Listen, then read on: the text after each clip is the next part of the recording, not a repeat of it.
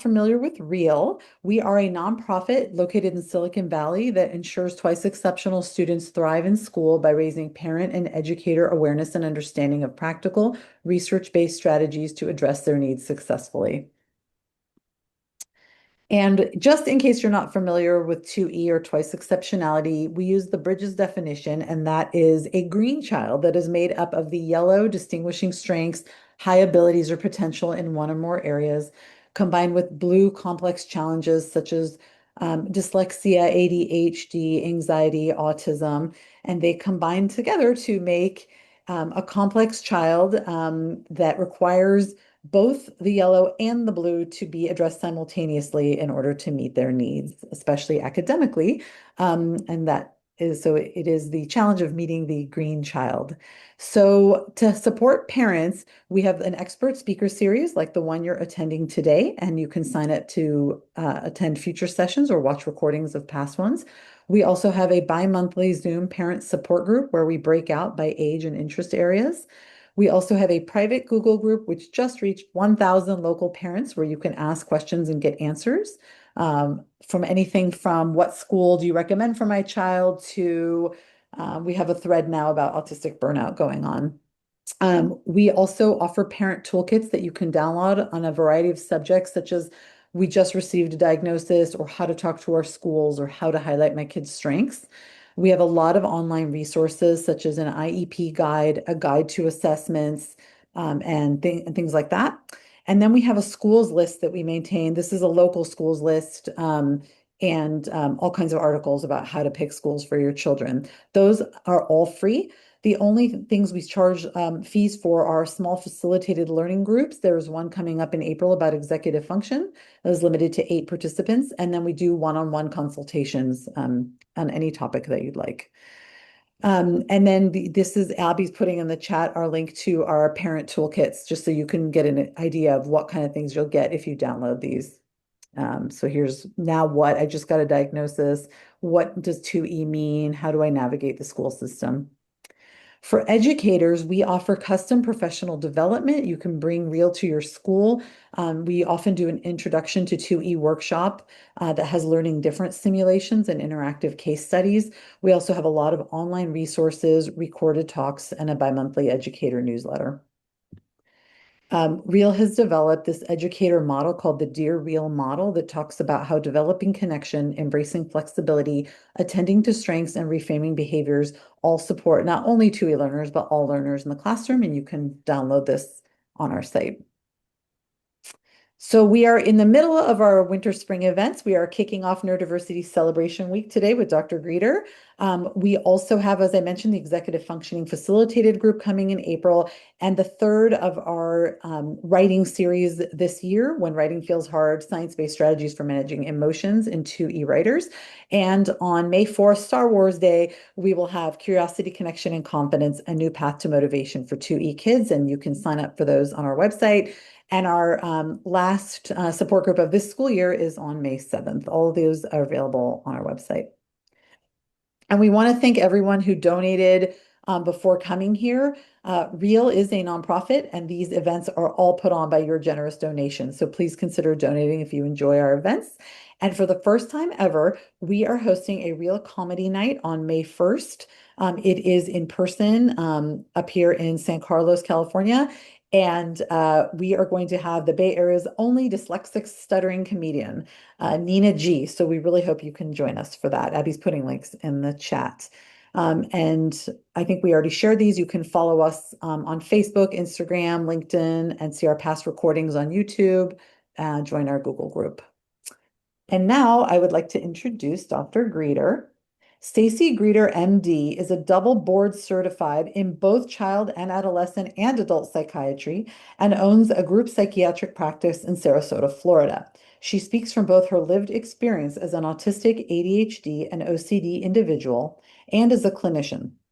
Dr. Greeter graduated summa cum laude from Duke University and went on to the University of North Carolina School of Medicine on a full scholarship.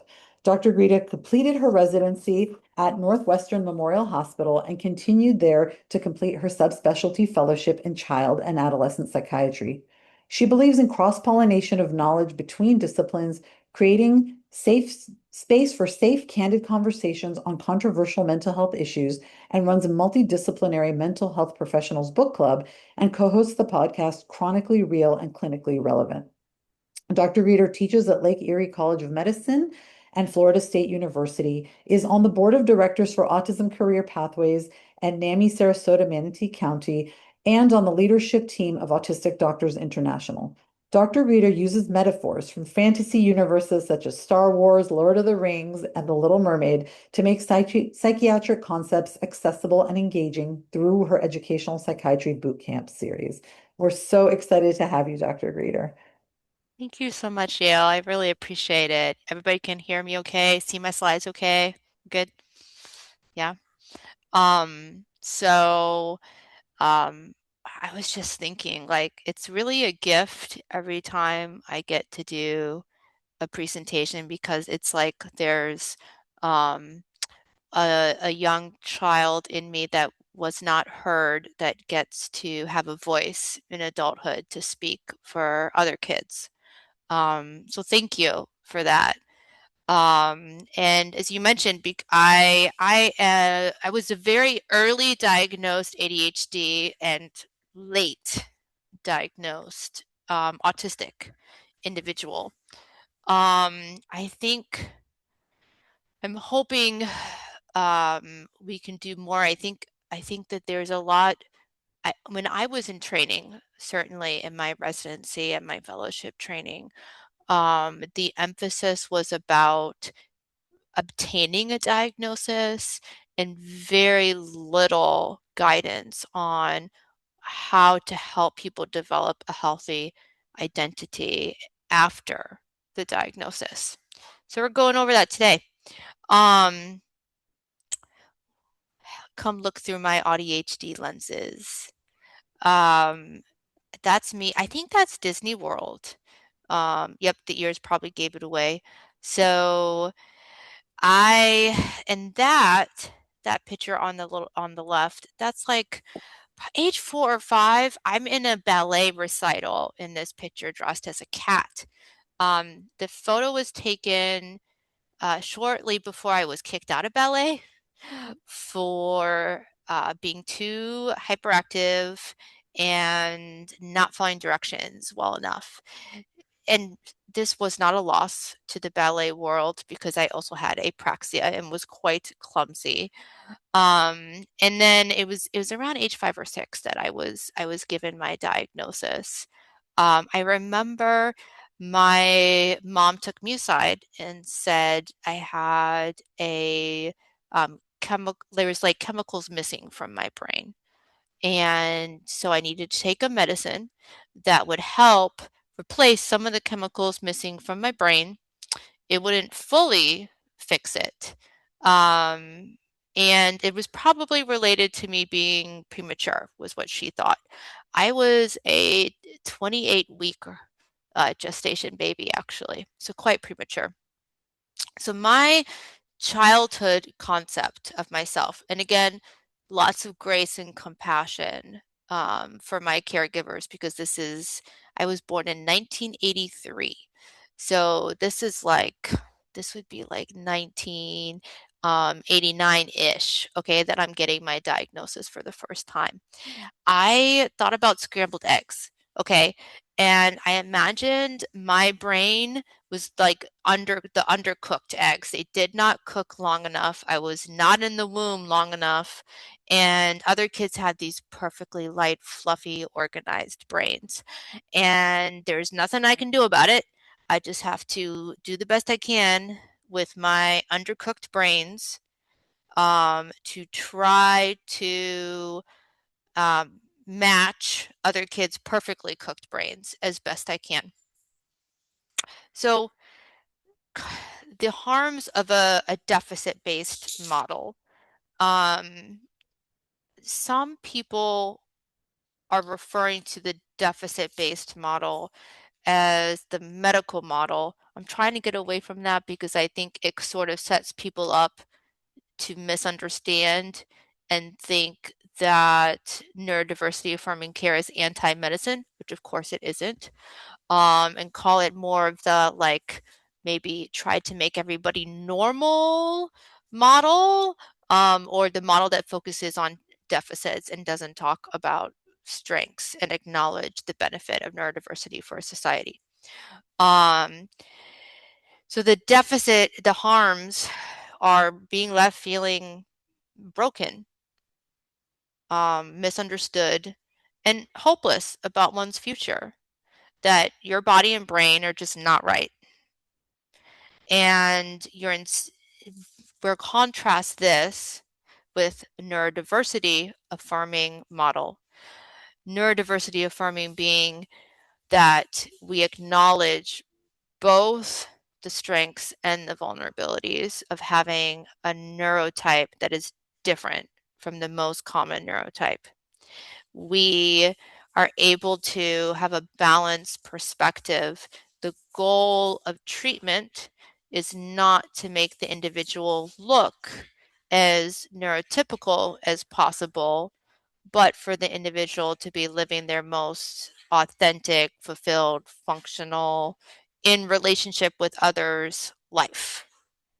Um, I, I'll be honest, it was an extremely humbling experience for me as a child psychiatrist having my autism diagnosis at age 40. Um, I thought that I was a quote expert in autism. I did research fMRI studies on autism when I was in medical school, and focused on the autistic population a lot during my learning, and yet had no idea that I myself was autistic. And in facing this diagnosis in myself, I think I think the hardest part for me was actually having to acknowledge the autism diagnoses that I missed in my patients, which was missed opportunities for them. Um, so I share that because um, I medicine is forever changing, psychiatry is forever changing, and the things that we know or think we know about autism, ADHD, dyslexia today, get ready for them to be different 10 years from now. So I just try to really be ready to be wrong and really open to being wrong. Um, you know, I'll also share before going on to the next slide. You know, I was taught in my medical school and residency and fellowship training in psychiatry that autistic people lack theory of mind. And so, thus, will struggle with empathy. So, of course, I thought, yeah, I can't be autistic. I'm a psychiatrist. I mean, I live and breathe empathy and theory of mind. I constantly put myself in the minds of others. Um, Now, you've probably heard of the double empathy problem, um, that I will summarize, which just basically means that it's not that autistic people lack theory of mind, but that understanding the perspective of a neurotype that's different from your own is very tricky.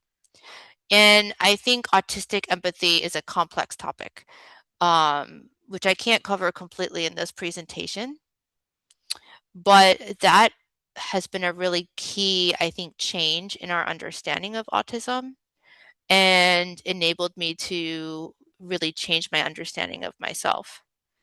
Um, when how did it's fascinating how I realized I was autistic in adulthood. I had just done a presentation on eating disorders, and because I wanted to learn more about eating disorders.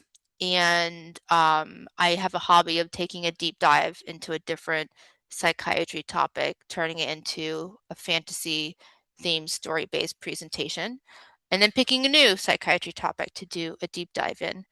Um, and yet I still didn't know I was autistic. But the person who did my psychological assessment did point out to me that spending weekends making a Little Mermaid themed autism presentation is not generally a neurotypical pastime. So I was actually making a Harry Potter themed autism presentation at the time. And so I'm like, I'm going to consume all the information I can find about autism and tell a story about Hermione Granger discovering she's autistic in adulthood. And I discovered that I was basically reading about myself. And I, as a child, um, learned to focus a lot on other people's minds and kind of like a little people detective of like what's going on in the minds of others. What do people need? What do people feel? What do other people think? Which, of course, became a whole career in psychiatry as an adult. Um, Fun fact, a lot of psychiatrists are autistic. They may not know it though. So I had turned my strategy for surviving my childhood, being a very intense people detective to figure out what the neurotypicals expected of me, into a career in psychiatry. In the organization I'm part of, Autistic Doctors International, the second most common specialty is psychiatry. Family medicine, I think, is first simply because there are just so many more family medicine physicians um, than psychiatric physicians kind of in existence in the group. And I would say receiving this diagnosis in adulthood, it felt like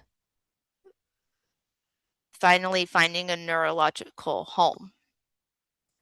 Um, like things that I always thought were weird, idiosyncratic, um, confusing, all came together in a cohesive narrative that made sense based on my different brain. It was extremely freeing. Um, and I am really driven, I think, to advocate for helping families share this information with their child and talk about it in affirming ways that help them build that identity. Um, because this information, I would say, is one of the single most like life-changing things that has happened to me, my diagnosis in adulthood. Um, so just the understanding that my brain is not broken. I'm not selfish or rude or etc. It's different. Um, it's both a blessing and a curse. And most impactful was finding community. Um, Being able to talk to others who are autistic and ADHD and see my experiences mirrored in their experiences. That there are people for whom my experience of the world made complete sense to them and was not alien. Community is so key, and it can be really hard to find. Um, I remember when I was a little kid, and there was a lot of talk when I was a little kid about making friends. And I needed to, are you able to make friends? So I remember My teacher would be like, she'd be like, Stacy, you got to go make friends. And I'd be like, all right, yes, ma'am. Teacher said make friends. So I scanned the playground. Who looks the most lonely on this playground, right? They're my target person because the person who's the most, outcast and lonely is going to be the person least likely to reject me. And I would just, trot up to said person. Hello, I am Stacy. Would you like to be a friend? And they said yes. And I said, excellent. I am done. See, teacher, made friend. All right. Can I go back to talking about science now and more interesting things? And um, I, um, ironically, there was a teacher. Uh, I will never forget this teacher. Of course, you never forget the teachers who have this um, special impact on you. And her name was Mrs. Gordon. And she let me just sit there at recess and ask her questions about science and just tell her stuff about science. Um, Info dumping to my little heart's content. And everybody thought this behavior was really weird. And ironically, those were the times when I felt the most connected and the least alone, when I wasn't doing the so-called making friend task. Um, so understanding, I think, that I connect differently, no less, and certainly just as deep. Um, Sometimes it maybe feels even deeper at times when you find those people, those neurospicy people you just zing with. Um, and helping.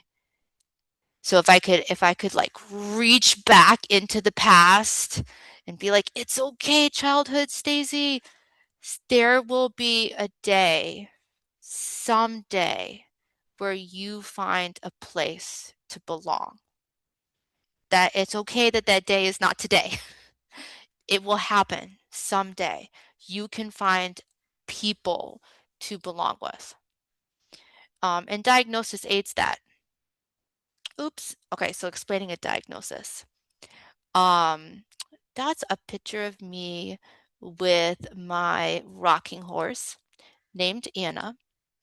I would spend many hours on this rocking horse, rocking back and forth in my imagination, like 4 or 5 hours at a time, rocking, rocking, rocking, rocking. Um, and nobody knew I was autistic, right? You're like, obviously that kid is stimming nonstop. I think that um, there's a whole nother presentation that could be like how little intelligent autistic little girls get missed, especially when they're ADHD. Um, but I think that it was a combination of we didn't understand much at all about intelligent autistic girlies back then, and also um, people will find many, many other things as an excuse for differences. Um, I grew up in a neighborhood that was predominantly a non-white neighborhood. And so people were like, well, she's just a weird white kid.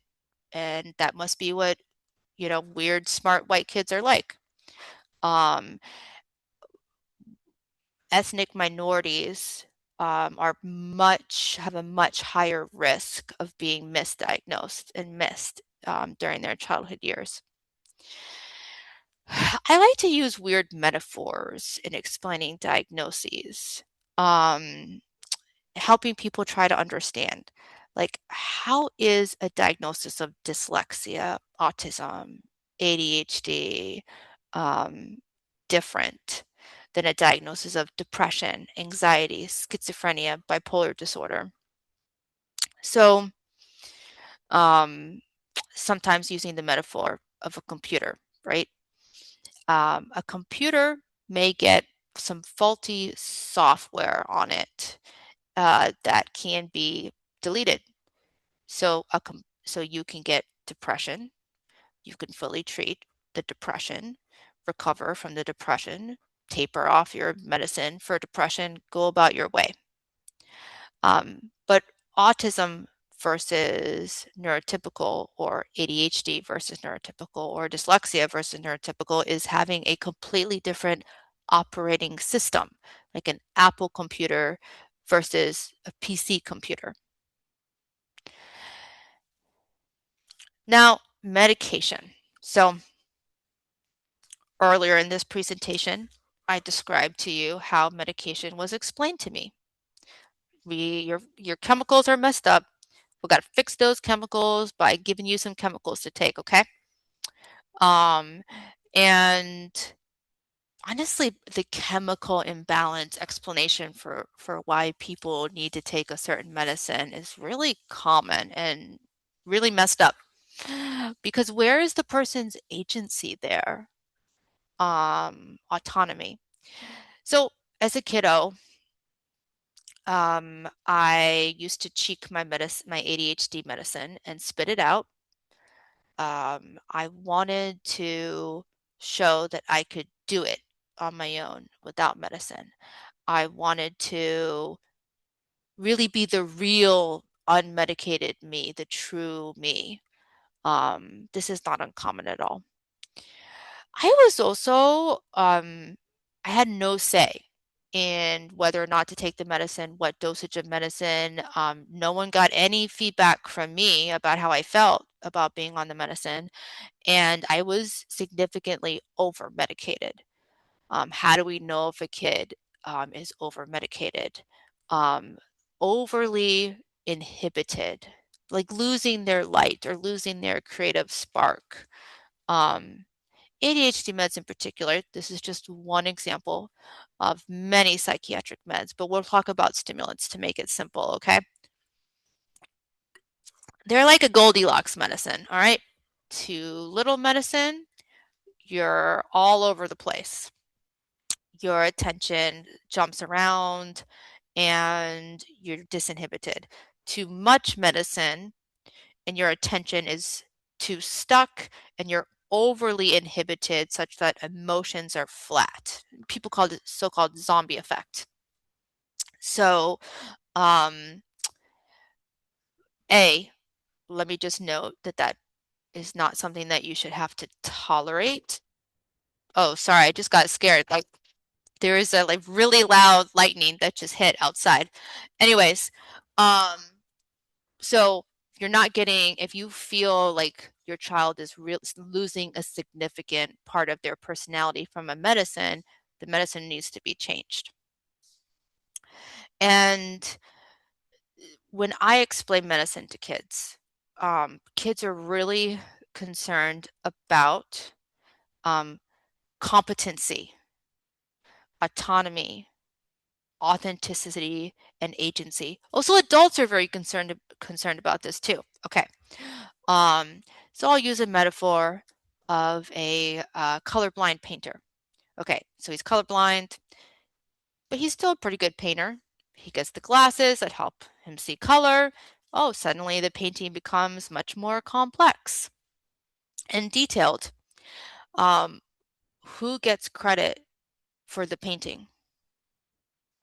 Um, it's so important to give kids credit, um, because like when we're talking about the medicine, it can be so easy to be like, oh, these grades are awesome. Your medicine is working so well. Well, what about, no, I'm working. I'm working really hard. So I always distinguish like the medicine makes it possible for you to choose what you focus on and what you tune out. Does the medicine do the work for you? Does the medicine choose what you focus on? No. It just gives you the option. Um, So we're centering agency, self-agency there, and getting feedback. Should kids make the decision of whether or not they take medicine? No. Kids should not make the decision of whether or not they take medicine any more than kids get to completely make the decision of whether they brush their teeth or whether they get a vaccination, etc. Okay? So, but as much as possible, we want kids to have as much choice as possible. So, giving options about, you know, time of day, different types of medicine, liquid, chewable, getting feedback about how they feel on the medicine. So the more credit you give to the child for the improvements, the less likely they are to want to quit their medicine. There's a lot of fear about medicating children.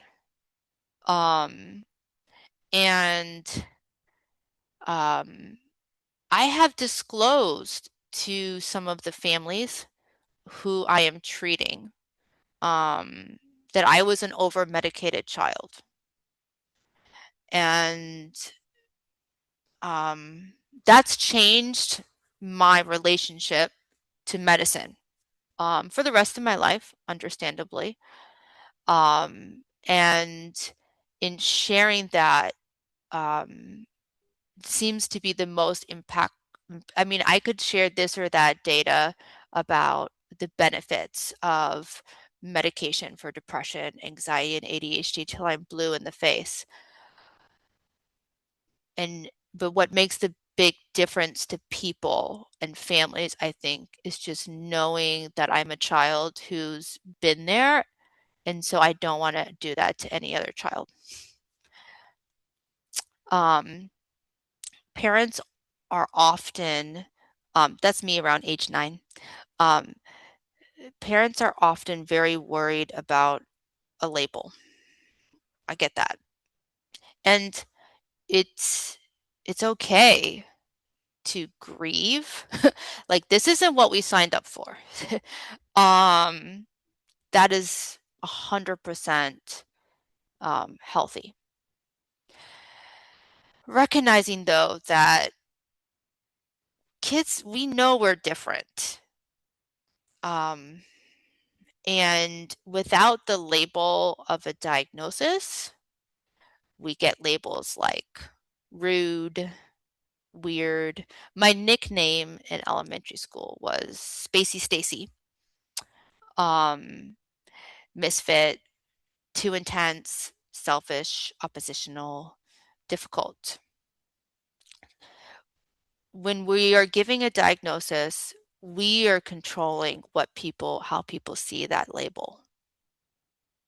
um, Perceptive, analytical, brave, independent, honest, an expert in certain areas, persistent, logical, creative, helping our kids have a balanced understanding of both their strengths and vulnerabilities.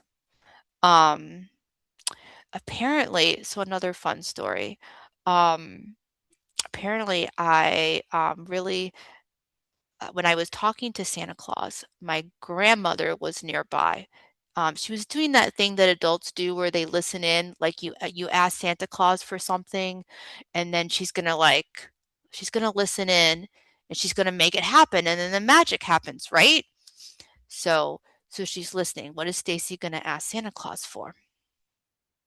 And my poor grandma, I asked Santa Claus for the ability to never grow old and die. And then my grandma's like, what about a doll? And and I really doubled down too. I'm like, no, I want the ability to never have to grow old and die. Like this guy is magic. Why would I waste a magic man on a wish for a doll? um, so yeah. And yet nobody understood that I was neurodivergent back then. Um, after the diagnosis, I go through some reflection questions with people. This can apply to any diagnosis. Autism just happens to be kind of like a placeholder here. I'm going to share kind of some of my answers, and I welcome if people feel like putting in the chat some of what they think their answers would be. There may be a lot of neurodivergent parents in this group, I imagine, um, making neurodivergent kids. So, um, in the past, um, I thought that I was really bad at traveling. Um, and I used to get really cranky with my husband at the airport. And I said, I'm just like a shitty traveler. Um, then, with my autism diagnosis, I was like, huh, do I have sensory issues? I don't have any sensory differences. Nah. But then I thought about it and I realized if I'm at the airport and I wear sunglasses and noise canceling headphones, I am no longer snapping at my husband. In the past, I thought I was just a bad traveler, and now I know that I have sensory differences. And if I accommodate those sensory differences, I am nicer to my husband at the airport. Um, Now that I know that I'm autistic, um, I can give myself grace when I'm at a social event like, Sarasota County Medical Society meeting and um, people ask me what's going on and I start info dumping about some psychiatry stuff and I see their eyes glaze over a little bit because I relate differently. And they relate by doing the small talk thing. And it's okay. It's okay if I accidentally info dump sometimes. I can, like, now knowing this diagnosis, really intentionally spend a lot of time connecting with people who also like to info dump and maybe info dump about the same areas too. Um, I in the past, when people thought that I was being um, rude or selfish, in reality, I realize that um, there's a huge amount of misunderstandings that happen when you don't share a neurotype. There's a huge amount of complex, context dependent communication that gets missed. Um, for me, the best parts of being autistic and ADHD and OCD. Just FYI, not my only diagnosis, but the best parts of being autistic, I think, are like the intense joy when I'm deep into my special interest of psychiatry and learning about it and teaching about it to others. Um, the hardest parts of being autistic for me is the chronic illness and physical issues, the autoimmune disorders, the fibromyalgia, the chronic rashes and hives, and the like energy drain from stuff that isn't draining for other people.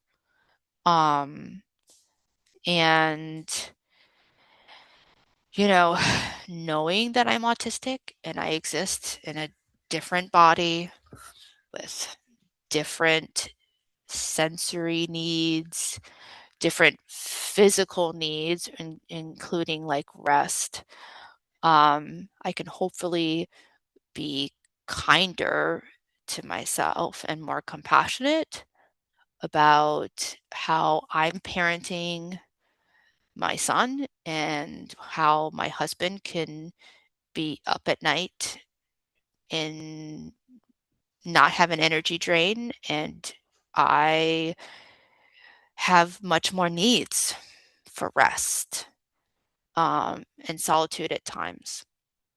So um, these are things that I'm hoping we can help our children process through over time.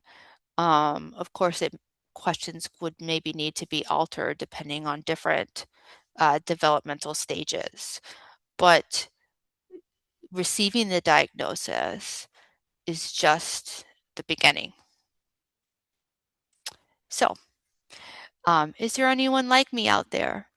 Um, so Hans Christian Andersen, who wrote The Little Mermaid, The Ugly Duckling, um, we can never diagnose people posthumously, but it is hypothesized that the dude was definitely neurodivergent. Okay. So you remember the ugly duckling? It's like I discovered I wasn't really an ugly duckling. I was a swan instead when I found other swans. So the importance of connecting people to neurodivergent role models who are thriving, so important.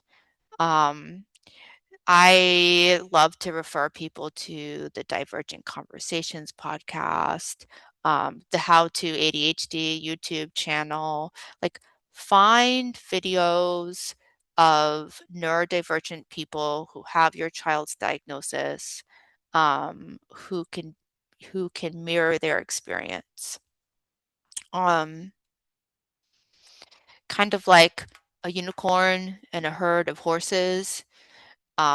You finally get a sense of a place to belong and a people to belong with. It's funny, right before I came on, Yale was mentioning that the last time she saw me, I was dressed up as the Little Mermaid. So there I am, dressed up as the Little Mermaid. Um, and on my YouTube channel, I do have a Little Mermaid video about Ariel discovering her autism diagnosis in adulthood. And so that's me. All the people in that photo are autistic. Um, I think if there's any message that I can convey tonight, just that there is hope, that there are times I've been I've been in that place where I feel completely outcast, incomprehensible, alien, and I have found people whom I feel connected, seen, and understood by. Um, so to really hone in on what is neurodiversity affirming um, mean and how this changes our approach. DSM-5 criteria lists highly restricted, fixated interests that are abnormal in intensity or focus. And a deficit-based model of care, an approach would say, well, we need to behaviorally suppress talking about special interests or stimming to appear more neurotypical. In an affirming model, we encourage connection through special interests. Like my second grade teacher was connecting with me about science and awareness that acting neurotypical and masking is a tool. Masking is not the correct way to be, but it is important to understand how to do in order to survive in this world and to give ourselves grace that it's hard to do. Like, it's hard for me at times to do those Sarasota County Medical Society networking thingies. Um, and I'm gonna need like recovery time afterwards. Um, and but it's important. Um, so I want to spend a lot of time, I may be running a little, I wanted to spend a lot of time with questions. So I think I kind of covered everything. This is a picture how, sharing about our special interests, collecting information about it is like, I feel like it's like of a plant photosynthesizing. Um, and then having to suppress that innate way of being feels like being completely uprooted, like in an environment that I cannot survive. In that if we only have a neurotypical perspective on a neurodivergent life, it can be like a bird trying to save a fish from drowning. Um, it's so important to have a huge range of perspectives, um, so that we're not inadvertently treating or suppressing something that is actually needed to be healthy and fulfilling and authentic. So we need to really carefully assess a child's internal experience and the purpose and meaning of a particular behavior or symptom before we treat it. That's what we mean by neurodiversity affirming care. All right, some cool books. Um, I just finished reading The Dyslexic Advantage and it's so good. Your Brain's Not Broken is a great one on ADHD for younger kiddos. Wonderfully Wired Brains is a great introduction to the world of neurodiversity. Um, and then Some Brains, Tiffany Hammond has this book about autistics who don't use mouth words to communicate. So I'm going to stop and then just take some questions, check out the chat.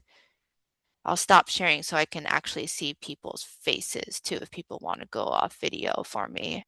I really appreciate you letting me take the time to speak with you. Thank you, Stacy. I just love your slides. They're so Thanks, Yale. creative and so inspiring. It's wonderful to hear from your voice. I have two ADHD children, and it's wonderful to have role models like you. Thank you. So the big question that came out is, I have a 6.5-year-old, 2E ADHD, RSD anxiety. She just wants to belong. How do you recommend telling her about the diagnosis when she doesn't want to be different? Someone else said, same with me Yeah, and my 11-year-old. cool. Well, I think first of all, um, allowing people, it's very, very healthy to not want to be different, right? Like it is harder to be different. And especially I think in childhood, even more so than in adulthood, um, comparing ourselves to others, is extremely common to see if we're good enough compared to our peers. And any signs that we don't belong with our peers are especially painful. So, leaning in to that pain, allowing her to share that pain and maybe grief too, that she's different, and giving her time to process. I think sometimes it's confusing. People think that being neurodiversity affirming means we only talk about the good parts of being neurodivergent, and it's really important to give children space to talk about the painful parts of being neurodivergent. Um, so just clearly this is a kid who recognizes that she's different and is struggling with that. And so allowing her to give voice to that. And then really trying to see if there could be some cool, healthy role models of ADHD people enjoying being ADHD for her to connect with. People really connect with personal stories a lot more easily than facts. Um, so finding some other stories for her to connect to, I think is really helpful. I'm curious too, you mentioned the different operating systems.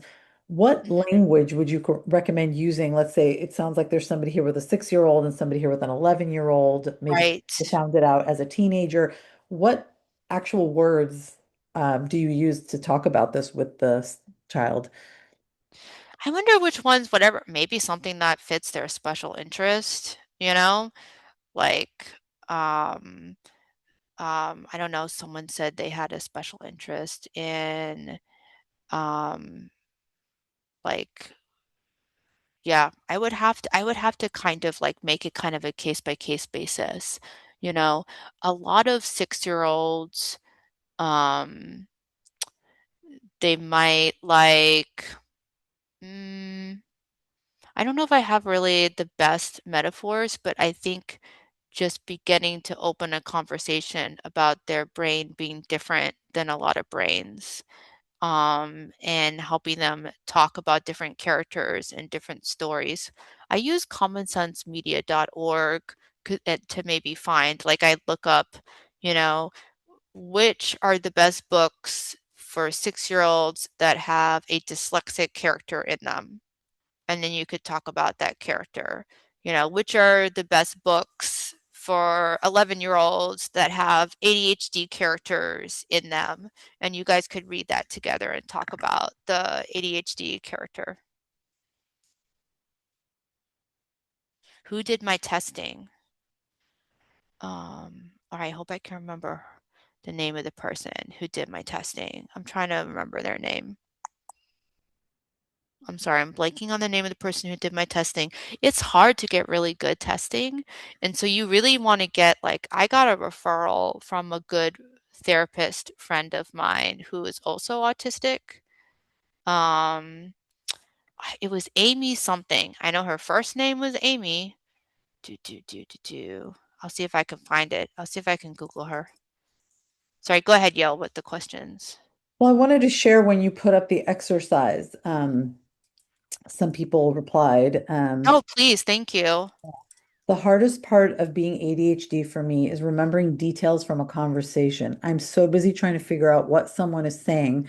I can only take away a one sentence summary, and I have no idea about the rest of what the person said. And then you miss things, a lot of things.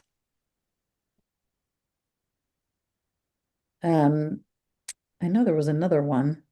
I'm scrolling through looking for it. Um, Do you see it, you're Abby? sure you want the another one? Yeah. There's also another question which I put in our doc, but Okay. the other comment I saw was somebody. This one has a number of additional comments, so we can discuss them. But the hardest part for my daughter is feeling out of control with her emotional regulation, and that comes with a lot of shame and feeling useless. Yeah. Another person chimed in that they agree emotional dysregulation leads to meltdowns, shame, and embarrassment. Um, so yeah. I mean, I do kind of have a metaphor for that. Like I say, you're not weak, you're just carrying heavier like weights. Like let's say you go to the gym and you're looking around and people are weightlifting and you think that you're weaker than the other people and it turns out even though the weights you're lifting look exactly the same, you've suddenly realized that yours are twice as heavy. um as a metaphor for meltdowns, right? Like it might look on the surface that you're emotionally more sensitive, um, but the emotional impact, physical impact is much more intense for you than that other person. So helping people to understand that, like you're not weak, it's just in this way you're carrying a much heavier weight. Looks like the same. weight, but nope, it's a lot heavier. Yeah. So when is the right time to talk about a diagnosis? Meaning, is it casual like at dinner? How do you approach it? How do you start it? Yeah.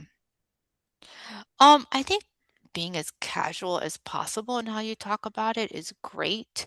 And it's like it's an invitation to talk, okay? Kind of like you hold the door open, but you don't pull them through it, right? Um, I think talking about examples of other people is really great. And then, asking them, like, did you ever think you might be different in certain ways? How do you think you're different? How do you think you're the same?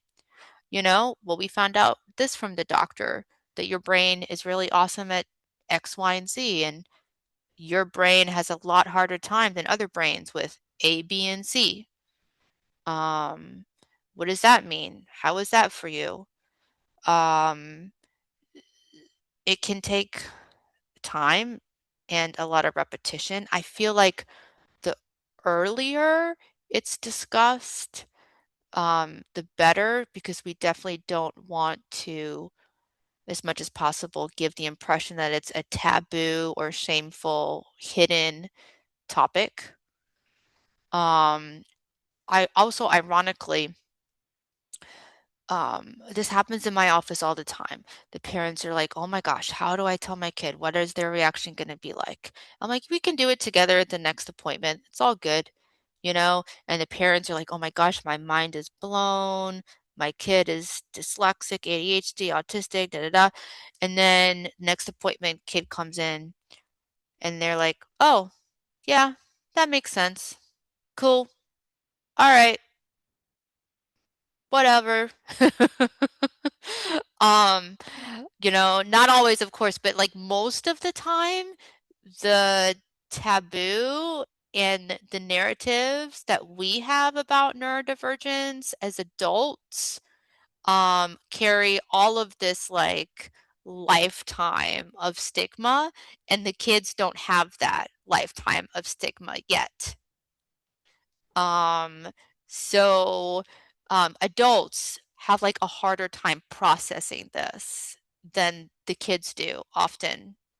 Um, and it's okay if they're just kind of like, oh, okay, whatevs. All right, mm, cool, whatever you say. That's what that's called.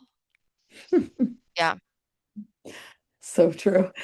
Um, Someone said, what prompted you to get tested as an adult?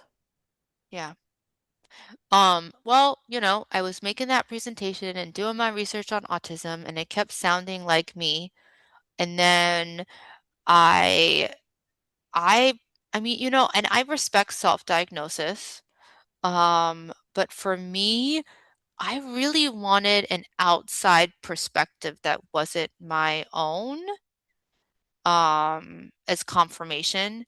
And I think I felt like especially, what's the word? Like, mm, I wanted to be especially conscientious about it. I didn't want to take the label of autism lightly. And I wanted to really more accurately understand the lens through which I view other people as a neurodivergent lens. Um, and then also as a very publicly publicly out as autistic person. I didn't want to misrepresent myself. Um, so for me, formal diagnosis was important, and I also found formal diagnosis validating, and yet still there's like, I don't know, times when I'm like, am I really autistic? Should I get a second formal evaluation? No. And then I'm like, okay, Stacy, that's kind of ridiculous. I can get like, I don't know, 5 formal evaluations, and still there's going to be like a tiny part of me that's like, well, am I really? So that's also okay. It's okay to have like a part that's still unsure. Um, Diagnosis is not clear cut. Like we make it seem like, oh, we have ruled in or ruled out this diagnosis. And that's kind of bonkers and BS, because people are messy and complex and not clear cut. So diagnosis is always just our best educated guess of what label to put on a person. Um, so that kind of digressed. Sorry, but yeah. No, it's super interesting. I have heard my child who has memorized things in his special areas of interest Yeah, say things like, "Oh, that was my autistic brain," like that helped me memorize and know so much about this. So, of course, we have the painful parts as well, but it's great yeah. to hear. Um, any thoughts on how to help a late diagnosed teen find community or role models? So I know that AANE has some groups, and like if you Google, there's like a lot of online groups. I wonder also if they have an interest, like I don't know, they have an interest in, someone mentioned sharks. Like, can they get together? Is there a place where you find other people who are really into sharks? Because we generally connect through our special interests. Um, I think it can also just take time and encouraging people like friendships. Um, it's kind of like you're dating, but for friends, as opposed to like dating for a romantic partner. And it's like most of the people you meet, they're not going to be the right fit for you as a friend. So I mean, kind of normalizing that like this is going to take longer, it's going to be harder to find your people. Your people are out there.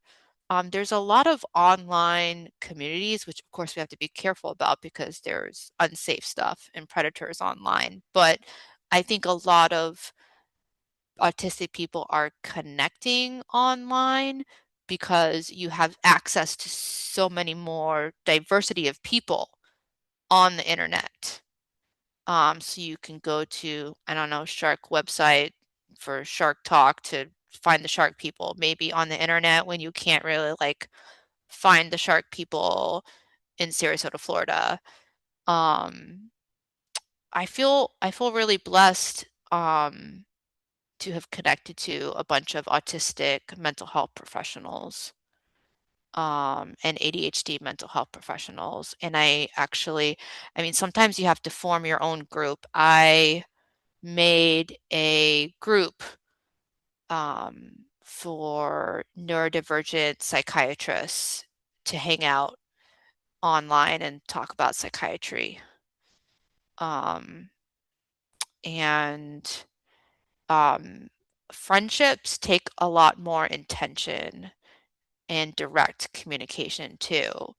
Um, so um, I have like my friend Charnel, who's the one who first told me I was probably autistic. Actually, what happened was I asked her, "Do you think I might be autistic?" And her response was, "Why do you think you're not autistic?" Um, so anyway, so we became good friends, and both being autistic, I say, "When is our next friendship meeting going to be?" And we decide when the friendship meeting is, and it's on the calendar. It's very specific and structured, and so I think helping, whereas like neurotypical relationships, it's so confusing. It's like, we should get together sometime. Does that really mean we're going to get together? When are we getting together? What are we going to do when we get together? um, yeah. Um, I think those are all really, we just had somebody post in our Google group that their 6-year-old is looking for friends that are into trains. And yeah. we got a lot of replies, so you're definitely welcome to post there. Awesome. I think you're right. We have a lot of my co-founder's daughter was really into very unique characters. I think they were anime characters, and so you can't find someone around you that likes that character, but Yeah. online you can. Yeah. My child has known he is on the spectrum from a fairly young age. Now that he is going into middle school, he uses his diagnosis as a deflection to avoid perspective taking. I think this could escalate quite quickly into physically dangerous territory during middle school conflicts. Any insight on how to approach and coach before these worries pan out? It's good. It's a good. So people can use diagnoses as a defense against having to work or having to grow. And so that is something that we want to really watch out for. Um, and this can be any diagnosis, honestly, that people can use it. And this is a concern parents bring up too. They're like, what if my child, quote, uses it as an excuse? Um, so I think um, early on helping people understand, like if we're going back to like the weights metaphor and carrying heavier weights around, um, unfortunately, if you're carrying heavier weights around, you need to work out more, not less. Um, and so the diagnosis helps us both with accommodating ourselves and understanding the areas that we have to work harder at than other people. Um, so there's and honestly, guys, the balancing between like supportively accommodating a kid's needs and enabling a kid to function less is a super complex balancing act. Okay? That's hard. That's like, please have a really awesome like therapist helping you with that. Okay? Because where does supportive accommodation begin and end and like enabling dysfunction begin and end?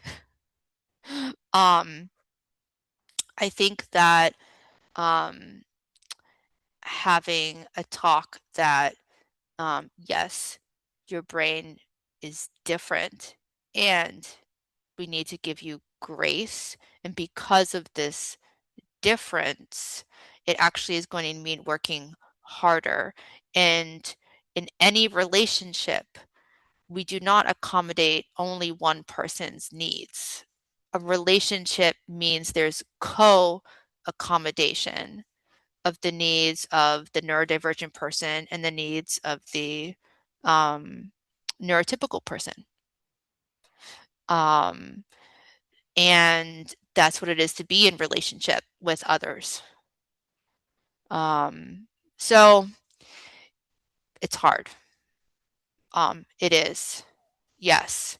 Um, I think that um, I would be very like curious about what's going on socially for this kiddo. Um, I imagine that when you've struggled and been unsuccessful and gotten lots of repeated negative feedback, that working and trying and putting yourself out there is really hard. And you'd rather just be like, nope, no, thank you. I'm going to opt out of that experience again and again and again. Um, so there's a lot of trauma from social conflicts. Um, and also middle school is the worst. Middle school is the worst, and kids are very mean. Um, and yet, you know, we're here. There's this saying, prepare the child for the road, not the road for the child, if you've heard it. And I think that is simplistic and great for neurotypical kids. With the neurodivergent kids, we need to do both. We need to both prepare the road for the child and work to prepare the child for the road that doesn't fit them. So both supportive accommodation and challenging the child that they are going to have to work harder than others, unfortunately, in this world. I hope that made sense. It did, and I really appreciate Okay. the weightlifting metaphor. That's good for me to hear. Where it's always a balance, how much to accommodate and how much to push. Yeah. Yeah. It's Um, hard. It's really complex. really hard. This question, a bunch of people have posted this in various variations about kids being so hard on themselves. Mine are too. What are some ways to help children? Mine are almost 8 and 13 and a half. Be kind to themselves when they're struggling. For example, trying to complete their assignment, forgetting the question she was waiting to ask. Both know their diagnoses. And someone else said, yes, mine is also so hard on herself. Yeah. Um, it's rough. I think there's also like understanding there's some RSD there, rejection sensitivity, dysphoria, um, which basically means it's common with ADHD and autism. This we feel that experience of letting people down or the criticism and rejection like so much more strongly. And it kind of snowballs. It's like these experiences in the past that are kind of small t traumas build on themselves, right? Oh, I said the wrong thing again, right? Oh, I let this person down again. Um, and I think it can be really helpful to role model things that we want our kids to do. So, like, as much as possible, to share with kids when you make a mistake, to share with kids things that you might feel embarrassed about or ashamed about, so they can see a model for how to work through a mistake. There's a book, um, is it What to Do When The Girl Who Never Made Any Mistakes, I think is the name of the book. There's a bunch of cool kids books on self-compassion. Um, and What to Do When Mistakes Make You Quake in the What to Do book series.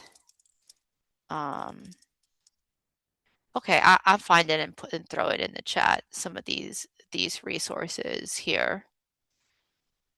Um, Honestly, just like it's hard, but just being someone who bears witness to your child's pain and is able to sit with it when they're disappointed in themselves, like, wow, that's rough, is huge, is really huge. And it's hard because our whole educational system is set up for social comparison. You're just constantly compared to your peers, given numbers that compare you to your peers, given, color charts that compare you to your peers. Um, so the more you can share about different struggles and mistakes that you've made as a parent and how honestly it turned out okay. Um, I always try to like talk about how um, I was I was not a great fit for medical school. Okay? Terrible actually. Terrible fit, not a great place. And yet great at psychiatry. So, simply not being a great fit for the extremely narrow skill set of our formal educational system does not mean, and like people do this, people always like extrapolate like, oh, you didn't sit down in class, how are you going to actually when I remember like my fifth grade teacher said, they all knew I wanted to be a doctor, specifically a psychiatrist. I guess I decided at age 7, by the way. And she said, oh, how are you going to be a doctor? You're so slow. Your patients will die on the operating table. No, these are the things that they'll tell kids, right? I was slow. I was slow at getting my tests done. It was really hard for me. I have an auditory processing disorder and it takes me longer. Um, and so helping kids to understand that like just because you have this specific extreme struggle, does not translate to, you are a bad individual or cannot do the things that you want to do in life. That is such Yeah, an important message for all the kids that are struggling in school. And by the way, there are kids that do so well in school and then can't figure things out because they haven't found their passion. So such an important yeah. message. Um, my daughter is 10 and found out about her diagnosis in a slightly traumatizing way. We were meeting with a new therapist who was very unfriendly and unsympathetic, and she let it slip out that my daughter had autism before I had shared it with her myself. She's on the mild end and extremely bright, so she isn't comfortable with the diagnosis and doesn't want any support. She also doesn't like discussing it. Do you have any suggestions on how to best support her? I think I would first kind of maybe think about what your own feelings are about the diagnosis and do kind of just a lot of self-reflection. Um, Kids pick up on a lot of what's going on inside us inadvertently. And it's okay. It's okay to have a lot of it's okay to have a lot of negative feelings about a diagnosis. Um, and like I say, life is not a choose your own diagnosis adventure, unfortunately. There's some that I would forgo if I could. Um, so I I would like the holding the door open analogy, be like, hey, you know, whenever you want to, if you ever want to learn more about this, let me know about your diagnosis. If you ever want this, let me know. Right? So it's an open invitation. So you continuously kind of invite, but you can't pull them through the door. You can be like, look at this cool stuff on the other side of this door and how it could be awesome because of X, Y, and Z. It's there. Let me know, right? And give it time. Time and some positive role modeling. And I do think one of the help, the single most impactful thing that parents can do to help their children is to be in therapy themselves and continuously reflecting on themselves. Um, yeah, so impactful. Our ability to think about our own thinking, think about our own feelings, process our grief, process our fears for our children, has that has a huge impact on how we can show up for them. That makes a lot of sense. Thank you. Um, what would you recommend sharing with a kid that has a borderline diagnosis? Some traits, not all, how to share without creating more confusion. I think that's a really important diagnosis to share with them. There's a website, borderlinepersonalitydisorder.org, that has a lot of great resources. Oh, I'm sorry. I think she means a borderline diagnosis.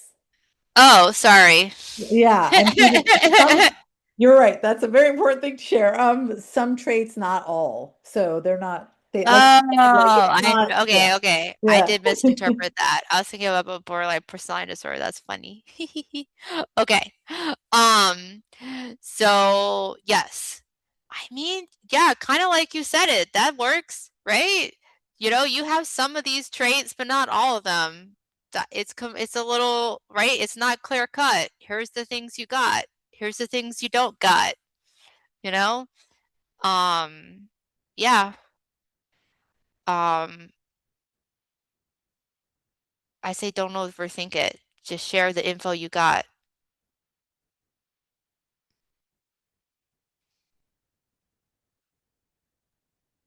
Someone says, I cannot figure out a way to tell a child that comparison robs us of joy. How do you make sense of this to someone who's 6 or 7 or 8? I know it's really tough. There's a saying, I didn't make this saying up, I take no credit. Compare and despair. And it's true. Yeah. Um, so it's really hard.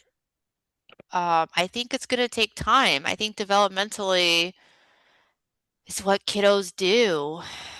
So it's kind of like you gotta fasten your seatbelt and be like, here I am, right? Like this is a tiny brain that doesn't have a lot of capacity for um, self-compassion at this time and desperately wants to belong and give development time. You know, work with maybe a good family therapist to help your child start to develop um, their ability to reflect on themselves and their own thoughts and their mind, so they can kind of, you know, think about their thinking and what's healthy and what's not, or use a metaphor of like changing the channel on the TV. Like, okay, well, if your brain TV is focused on, you know, all these things that I'm not as good as this person, right? That's going to make you feel sick. You know, what if you change the channel to something else? You know, what are you gonna what do you want your brain TV to be focused on? Um, yeah. I love that. We had a therapist when my child was little talk to us about penguins and they are birds that Okay. can't fly. And if the penguin spends all his time looking at the birds that can fly and lamenting Yeah. can't fly, he doesn't realize he's much better at swimming. So that was a conversation that we There's had. like a have you seen the autism penguin story? I don't think Let me so. put it in the chat, okay? Because I bet she took it from that autism penguin story. Okay. Okay, where like it's like, um, all right. Oh, I'll find it. I'll find it. Maybe Abby It's can the find like, it in the background. all right. All right. Oh my gosh, it's long. Oh, okay. But I'm gonna try to put it in the chat, okay? It's about it's about a penguin who suddenly discovers that they are actually no, they thought they were a sparrow and they were in a family of sparrows and then they realized they were a penguin. Let's see if I can put it in there. Do do do. Abby says there's a lot of stuff online about autism and penguins. There is.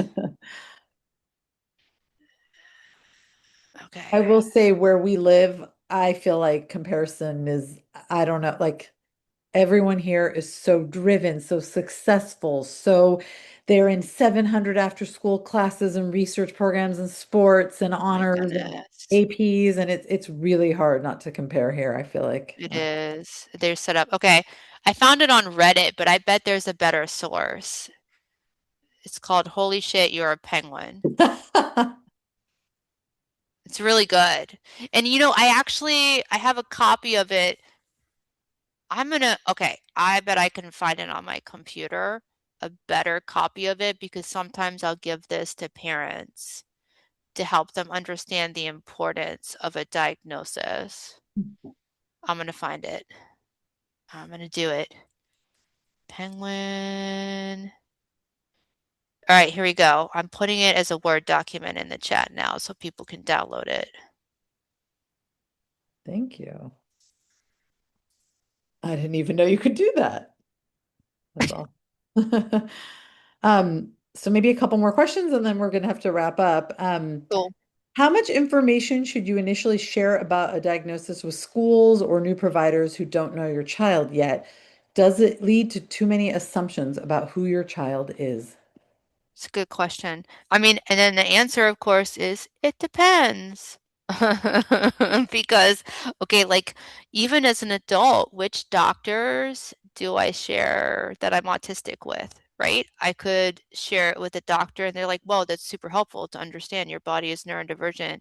And then I could share it with another doctor and they're like, that doesn't make any sense. Maybe I'm gonna like infantilize you now because you said that and talk down to you for the rest of the appointment.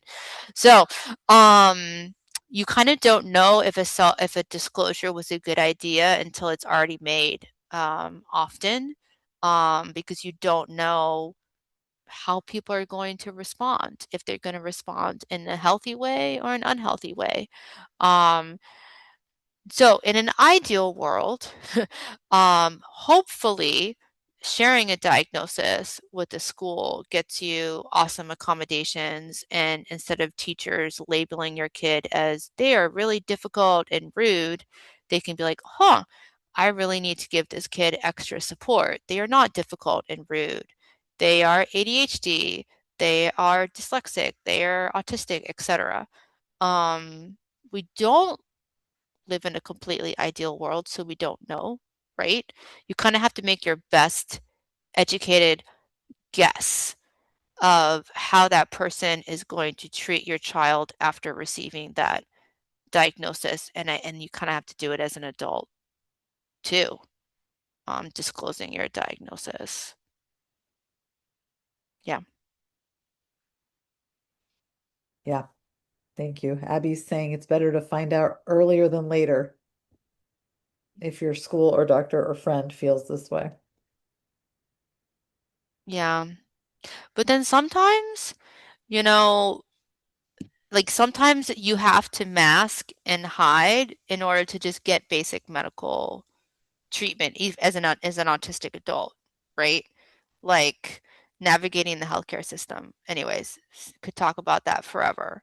So, like I'm always like, yes, this is how the world should treat autistic, dyslexic, ADHD people, and then also keep in mind like we need to be prepared to um to get basic healthcare needs met or other needs met, to sometimes have to like mask or possibly not disclose.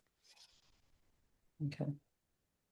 When you mentioned parental therapy, would Mhm. each parent do their own individual therapy, and would it be important that the therapist understand neurodivergence? I think it would be really super helpful if the therapist understood neurodivergence, because I do think it can be harmful if a therapist is trying to like coach you as a parent and they don't understand a neurodivergent kid, like trying to put a square peg into a round hole. So that would be super helpful. I think it's awesome if parents can get their own individual therapy. First of all, I feel like human beings, period, it's awesome if they can get their own individual therapy, and like parenting, such a crazy intense challenge. Then add on to that parenting a neurodivergent kid, then add on to that parents probably neurodivergent themselves, parenting a neurodivergent kid. So, yes, you put so much, like I see these parents and I'm like, you put so much energy into like psychologically supporting the kid, and like where's the energy you're putting into psychologically supporting yourself? Um, yeah, but thanks for having me. I put my contact info, put my website in here.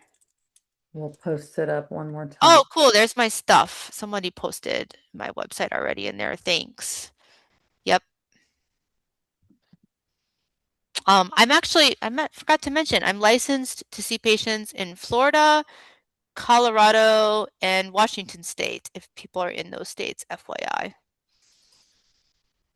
You need to work on California next. I wanted to, actually, I did Yale, but then they have these laws where I can't really prescribe the stimulants and the controlled substances without a physical in-person office address, and then the pharmacies weren't going to fill my scripts, and so then that's why I didn't proceed. It was really annoying. Yeah.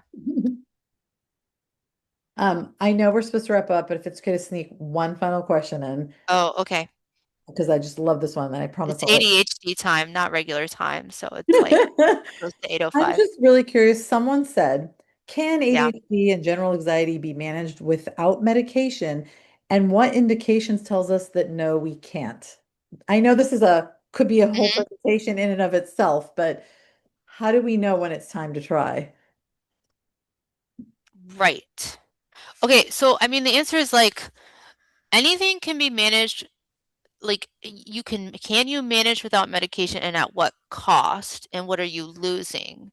So, um, the tricky thing about ADHD is the core symptoms of attention, having difficulty regulating your attention and your self-control. Like you can't really train that into your brain so much without the medication, whereas you can get a full treatment of anxiety without medication, with therapy alone, right? You can't therapeutize the ADHD so much. You can learn ways to compensate in therapy. Now that being said, um, here I am, psychiatrist, ADHD. I am not taking ADHD medication currently, right? Because in my adulthood, um, I absolutely love psychiatry and I'm super hyper focused when I do psychiatry. So I don't really need an ADHD medicine while I'm doing psychiatry.